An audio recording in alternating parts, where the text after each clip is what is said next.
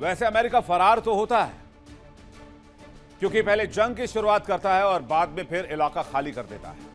यह अमेरिका की पुरानी आदतों में से एक है। आज भी अमेरिका उसी रास्ते पर चलना चाहता है, पीठ दिखाना पुरानी आदत जो रही है। डोनाल्ड ट्रंप भी यही काम कर रहे हैं, लेकिन मियाद कम है। महज 2 महीने की जंग में अमेरिका के होश ठिकाने आ गए।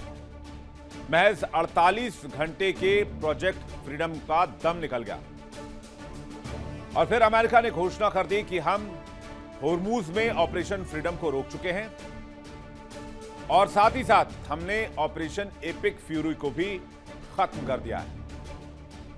डोनाल्ड ट्रंप ने स्ट्रेट ऑफ होर्मुज में चल रहे प्रोजेक्ट फ्रीडम सैन्य मिशन को स्थायी रूप से विराम दे दिया। ट्रंप ने कहा कि ईरान के साथ समझौते की दिशा में प्रगति हुई है, हालांकि नाकेबंदी जारी रहेगी और तनाव खत्म नहीं हुआ है।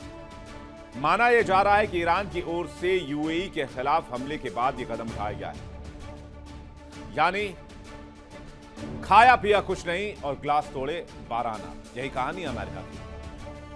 पहले आप डोनाल्ड ट्रंप का एक पोस्ट देखिए। ट्रंप ने लिखा है कि पाकिस्तान समेत कई देशों के अनुरोध पर यह कदम उठाया गया, लेकिन कहानी यहीं खत्म नहीं होती। ट्रंप ने यह भी स्पष्ट कर दिया कि ईरान के खिलाफ नाकेबंदी पूरी तरह जारी रहेगी। इसका मतलब यह हुआ कि ईरान से कोई भी जहाज होर्मुज पार नहीं कर पाएगा और ना ही कोई शिप अरब सागर से ईरान तक पहुंचेगा। यानी सैन्य दबाव कम नहीं होगा, सिर्फ रणनीति बदली गई। तो ट्रंप ने अपना ऑपरेशन क्यों रोका? क्या वजह रही कि डोनाल्ड ट्रंप यहां पर अपना ऑपरेशन रोकने को मजबूर हो गए? हम आपको वो बताते हैं जो ट्रंप ने पोस्ट में लिखा है। फिर जो लिखा है उस बयान का हम पोस्टमार्टम भी करेंगे, उस बयान की कुंडली भी खोलेंगे। तो ट्रंप ने क्यों रोका प्रोजेक्ट फ्रीडम महज 48 घंटे के अंदर? ट्रंप ने सोशल मीडिया पर पोस्ट कर जानकारी दी। ट्रंप ने कहा कि ईरान के साथ बातचीत में बड़ी प्रगति हुई है। ऑपरेशन को रोककर अंतिम समझौते को रूप दे रहे हैं। पाकिस्तान समेत कई देशों के अनुरोध पर कदम उठाया गया है। ईरान के खिलाफ नाकेबंदी पूरी तरह जारी रहेगी। ईरान से कोई भी जहाज होर्मुज पार नहीं कर पाएगा। मिस्टर डोनाल्ड ट्रंप ये कह रहे हैं कि पाकिस्तान समेत कई देश ने इसके लिए अनुरोध किया।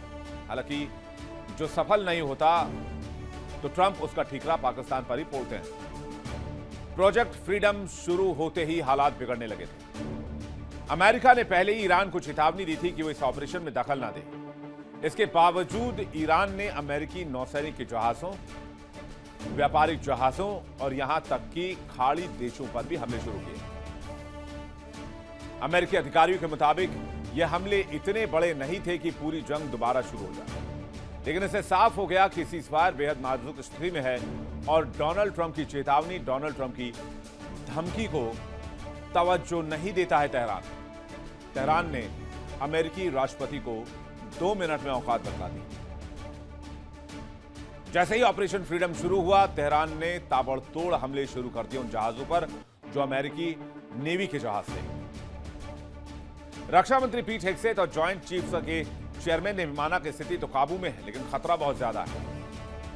और इस बात से यह भी आशंका उठ रही है कि ईरान ने अमेरिका की उम्मीदों के खिलाफ जाकर हमला किया, चेतावनी के बावजूद हमला किया, डोनाल्ड ट्रंप के वार्निंग के बावजूद हमला किया।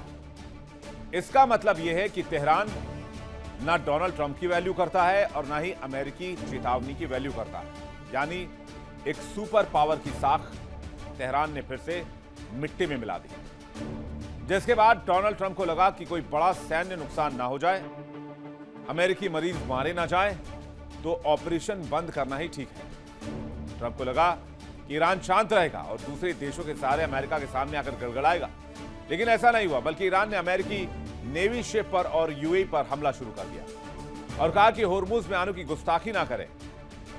अमेरिका कितना मजबूत है, उसकी क्या साख है, इसी बात से आप अंदाजा लगाइए कि अमेरिका की देखरेख में मात्र 3 शिप ही निकल पाए। बाकी के जहाजों ने अमेरिकी निगरानी से गुजरने से मना कर दिया। उधर ईरान के सरकारी मीडिया ने इसे ईरान की जीत बताया। उनका कहना है ट्रंप को पीछे हटना पड़ा क्योंकि वो इस रास्ते को खुलवाने में पूरी तरीके से नाकाम रहे।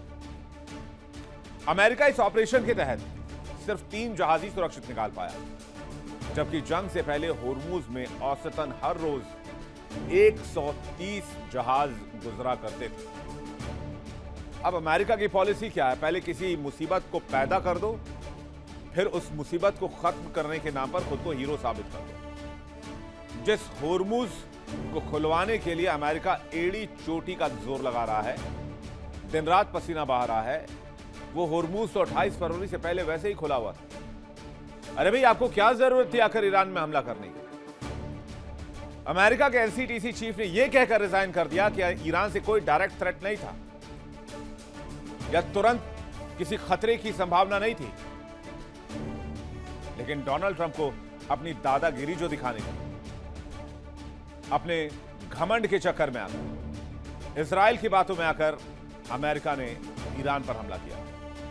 और आज की तारीख में ऑब्जेक्टिव जिसको लेकर ये जंग शुरू की गई थी, वो ऑब्जेक्टिव तो भूल जाइए, उसे शायद अमेरिका भी भूल चुका है। आज लड़ाई किस बात पर है कि माई बाप होर्मुज खोल दो। एक ही एजेंडा है, होर्मुज खोल दो।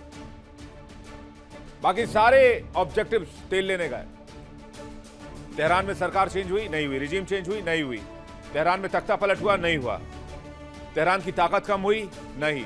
और भी 50 मैं आपको पॉइंट्स गिना सकता हूं जिन ऑब्जेक्टिव्स को लेकर अमेरिका और इजराइल पहुंचे थे ईरान तक।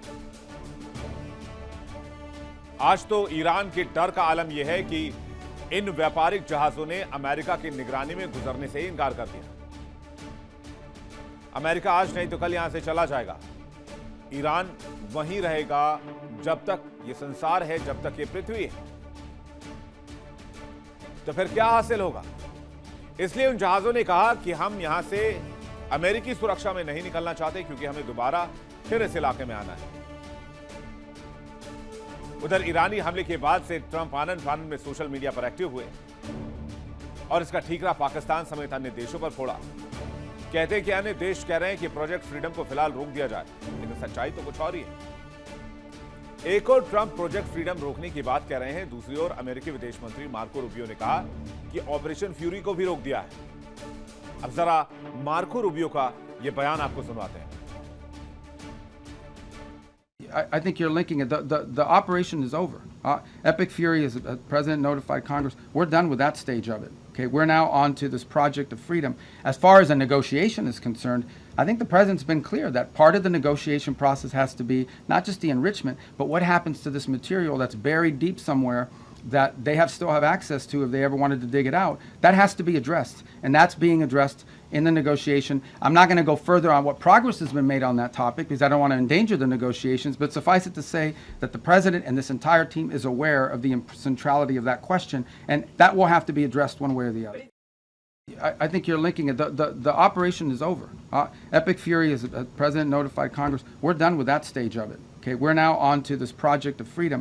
As far as a negotiation is concerned, I think the president's been clear that part of the negotiation process has to be not just the enrichment, but what happens to this material that's buried deep somewhere that they still have access to if they ever wanted to dig it out. That has to be addressed, and that's being addressed in the negotiation. I'm not going to go further on what progress has been made on that topic because I don't want to endanger the negotiations, but suffice it to say that the president and this entire team is aware of the centrality of that question, and that will have to be addressed one way or the other.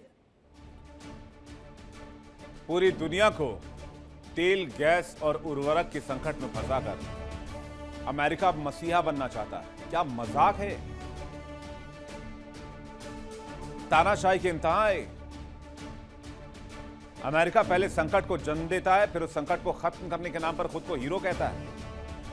और अब America कह रहा है कि उसने जंग खत्म कर दी, जंग रोक दी है। यहां लोग अंदाजा लगा रहे थे कि जंग खत्म कब होगी, लेकिन अचानक और चुपचाप तरीके से एक तरफा अमेरिका ने जंग के खात्मे का ऐलान कर दिया। लेकिन जंग उन्हीं को खत्म भी करना था। शुरुआत तो अमेरिका ने की थी। वो भी एक शक पर। अमेरिका को लगा था कि लोग प्रोटेस्ट कर रहे हैं, ये सही वक्त है, परमाणु हथियार के नाम पर ईरान को हमला कर दो। ईरान को इस वक्त तोड़ा जा सकता है, वहां पर तख्ता पलट किया जा सकता है। यही ऑब्जेक्टिव था ना ईरान में अमेरिका और इजराइल का। तो अमेरिका और इजराइल ने हमला किया तो ईरानी भी एकजुट हो गए, अमेरिका और इजराइल के खिलाफ खुलकर खड़े हो गए। और अब जब जंग में जीतना मुमकिन नहीं लगा तो डोनाल्ड ट्रंप को लगा कि यहां से अब हीरो बनने का रास्ता ढूंढा जाए। तो हीरो कैसे बना जाए? तो उनको कई कमांडर्स या सैन्य अधिकारियों ने कहा होगा कि भाई माई बाप वहां पर हमारे बहुत सैनिक मौजूद हैं, क्यों ना हम उन 200 जहाजों को निकालें। जैसे वो जहाज वहां से निकल जाएंगे और पूरी दुनिया में अलग अलग इलाकों में पहुंच जाएंगे तो अमेरिका की बहुत बड़ी तारीफ होगी, बहुत वाहवाही होगी, कद और साख दोनों बढ़ जाएंगे। लेकिन साफ और सटीक शब्दों में कहें तो अमेरिका ने सरेंडर कर दिया है, जंग से भाग रहा है, होर्मुज बंद है, दुनिया में तेल, गैस और उर्वरक संकट है और डोनाल्ड ट्रंप साख बचाने के लिए कह रहे हैं कि हम ब्लॉकेट जारी रखेंगे ताकि ईरान सरेंडर कर दे। लेकिन ईरान इस रास्ते से अलग जाकर हमला कर रहा है और बता दिया कि वो अमेरिका से अलग सोचता है और एक अलग रास्ते पर है। आपको ट्रंप के 3 बड़े मिशन बताते हैं, कैसे इन मिशनों को शुरू किया गया और बाद में कैसे भाग खड़े हुए। हर बार ट्रंप खुद ही जंग शुरू करते हैं, रोक देते हैं और कहते हैं अब जीत गए। पाकिस्तान और बाकी देश के कहने पर वो जंग रोक रहे हैं, अब दलील ये दी जा रही है। आप देखिए, मैं आपको 3 एग्जाम्पल देता हूं। Operation epic fury, project freedom और ईरान पर हवाई हमला। एपिक फ्यूरी 28 फरवरी 2026 को शुरू किया, हमला किया, बंद कर दिया। प्रोजेक्ट फ्रीडम 48 घंटे पहले शुरू किया, होर्मुज खुलवाने का अभियान था, बंद कर दिया। ईरान पर हवाई हमला किया, पावर ग्रिड पर हमला किया और जैसे ही इंफ्रास्ट्रक्चर पर हमला हुआ उसके 48 घंटे के बाद कहा हम हवाई हमला नहीं करेंगे, बंद कर दिया। यूएस ने खुद ऑपरेशन को रोका, ट्रंप ने रोकने का ऐलान किया और कई बार हमलों को टाला गया। यह है इस पूरे वॉर की कहानी, लब्बो लुबाव। चलिए अब आपको ट्रंप के कुछ दावे और उनकी हकीकत से भी रूबरू करवाते हैं, क्योंकि दुनिया का मानना यह है कि अगर कोई जंग का जिम्मेदार है, कोई तबाही का जिम्मेदार है, कोई आर्थिक सुनामी का जिम्मेदार है, कोई इन्फ्लेशन का जिम्मेदार है, तो वो एकमात्र डोनाल्ड ट्रंप है। अमेरिका ने दावा किया कि ईरान में रिजीम चेंज कर दिया। हकीकत यह है कि मुस्तफा खामनेई ईरान के सुप्रीम लीडर हैं। दावा किया कि ईरान परमाणु बम कभी नहीं बना पाएगा। हकीकत यह है कि ईरान के पास एनरिच्ड यूरेनियम मौजूद है और यह भी दावा है कि वो बहुत जल्द न्यूक्लियर हथियार पर काम शुरू करेगा। फिर दावा किया गया कि ईरान का मिसाइल पावर हमने खत्म कर दिया है, सेना, नौसेना, एयरफोर्स तबाह कर दी है। हकीकत यह है कि मिसाइलों का भंडार आज भी मौजूद है, जिस पर CIA भी मुहर लगा चुका है और होर्मुज आज भी बंद है। दावा किया गया ईरान डील करने के लिए बेताब है। हकीकत यह है ईरान ने साफ साफ कह दिया हमें बातचीत में कोई दिलचस्पी नहीं है, खास करके अमेरिका से। दावा किया गया अमेरिका स्ट्रेट ऑफ होर्मुज खुलवाएगा। हकीकत यह है कि स्ट्रेट ऑफ होर्मुज पर ईरान का कंट्रोल है। दावा किया गया ऑपरेशन प्रोजेक्ट से जहाज सुरक्षित निकाल लिए जाएंगे, लेकिन इतनी बड़ी ताकत, इतनी बड़ी सेना, इतने पावरफुल लोग होर्मुज की खाड़ी से सिर्फ 3 जहाज निकाल पाए और उस पर भी अमेरिकी शिप पर हमला हो गया। दावा किया गया अमेरिकी ब्लॉकेट से ईरान बर्बाद हो जाएगा। हकीकत यह है कि ईरान ऑल्टरनेटिव रूट से चीन और रूस से लगातार व्यापार कर रहा है। आपको याद होगा जब भी ट्रंप जंग रोकते हैं या ऑपरेशन रोकते हैं तो दूसरों के कंधों पर बंदूक रखकर चलाने की कोशिश करते हैं। ऑपरेशन प्रोजेक्ट फ्रीडम में भी ट्रंप यही कह रहे हैं। हालांकि हम आपको एक बात डंके की चोट पर बताना चाहते हैं कि ट्रंप से किसी ने भी नहीं कहा होगा, लेकिन ट्रंप पलटी मारने में माहिर है। कहते हैं कि एक बार गिरगिट भी शर्मा जाए ट्रंप के पलटी मार वाली नीति पर, चेहरे पर। अमेरिका के प्रोजेक्ट फ्रीडम को रोकने के पीछे डिफेंस एक्सपर्ट का क्या बयान है, आपको सुनवाते हैं।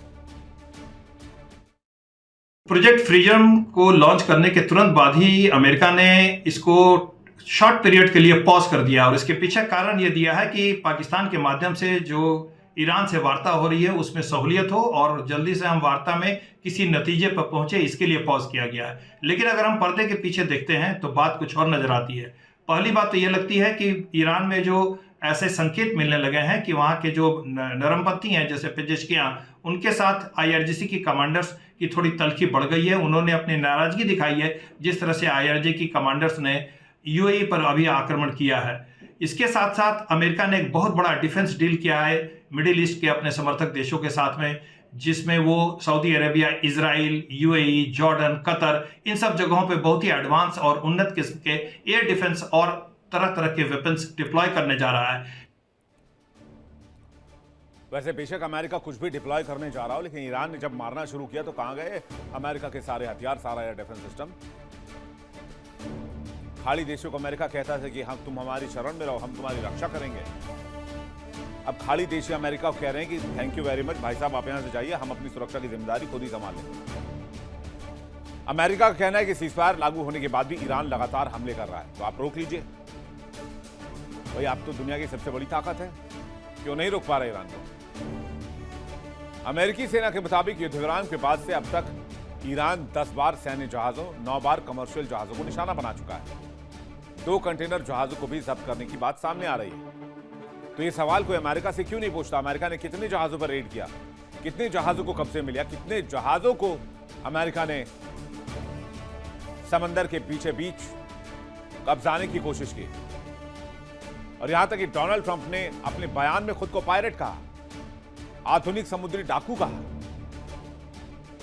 ईरान से थके हारे ट्रंप और अमेरिका अब क्या करें और कहां जाएं ये नहीं समझ पा रहे हैं। अमेरिका ने होर्मुज में जहाजों की आवाजाही बहाल करने के लिए यूएनएससी में प्रस्ताव पेश किया। इसमें ईरान से हमले, माइंस बिछाना और टोल वसूली तुरंत रोकने को कहा गया है।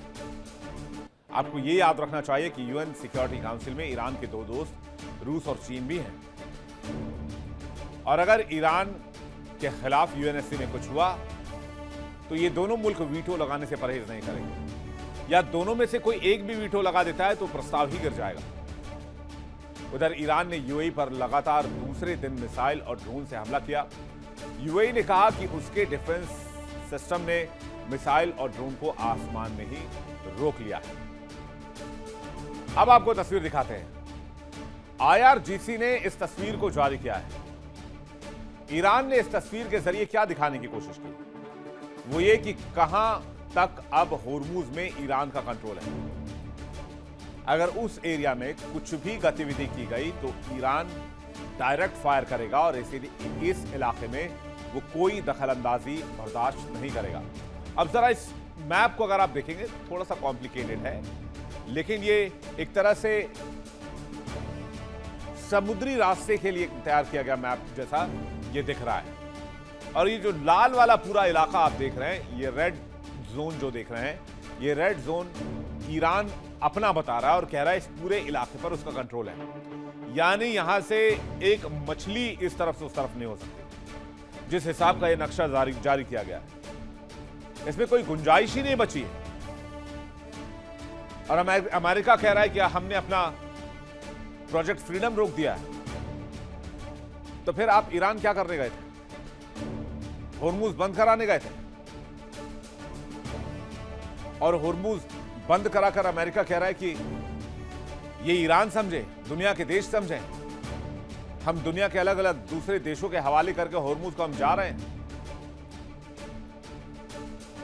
और अमेरिका की कोई अकाउंटेबिलिटी नहीं, होर्मुज को लेकर जो परेशानी हुई उसके लिए कोई जिम्मेदारी नहीं।